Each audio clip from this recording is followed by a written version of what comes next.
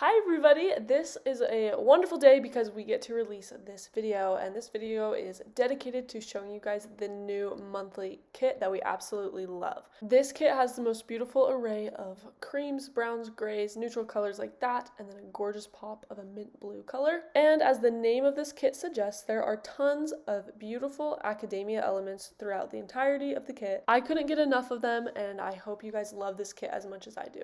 The name of this kit is Mint Blue Academia, and if you are wanting it, you can get it in one of two ways. So we have a subscription where you can get the kit at the best price, and you can subscribe and get the kit anytime during March of 2025. And if you don't want to subscribe, we also just have the kit on our Etsy. So we will have all of those linked below in the description of this video, or you can just head right to either one of our websites. And I do just want to quickly mention some other fun things. So using every monthly kit, we also have a ton of tutorials on our YouTube where you can find lots of ideas. We have a Facebook group dedicated to the monthly kits, whether you're a subscriber or get the kit from Etsy. And then we have tons of other ideas on all our social media platforms. And again, let's get into the video, but remember that everything is linked in the description of this video if you are interested. Okay, y'all, and here is the big reveal. Mint Blue Academia.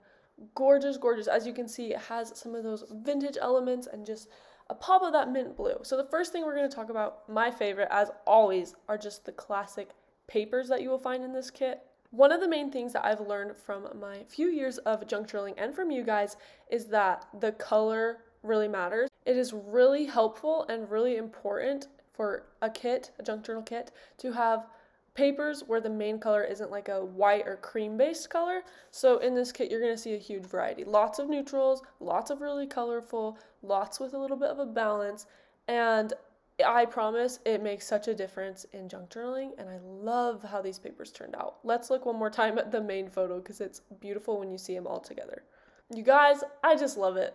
I could look at it all day and talk about it all day, but we don't have time for that. So we're going to move on to the mini project. This is the mini project. We always try to do a little project that you guys can make with a tutorial, and I have to tell you why this is one of my favorites yet. So this mini project comes with 3 pages that you'll see will pop up on the screen there.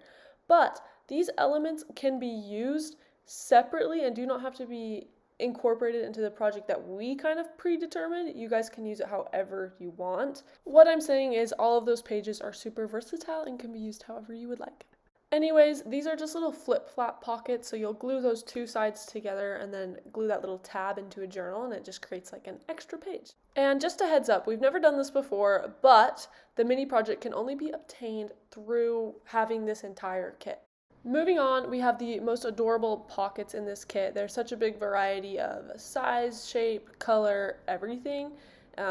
These ones are some of my favorites. They are faux envelopes, so they're really cute to stuff tags and whatnot in. Then these ones are a little bit smaller and really simple with that cute border. And then these ones finally have the academia elements on them. Next up are the tags in this collection. Again, a wonderful and big variety. We're going to start off with my favorite page of tags. These just came together beautifully, and I love being able to use some true vintage academia illustrations. And then I also incorporated some flowers in case you wanted to use more of a floral theme on your journal. Those are available.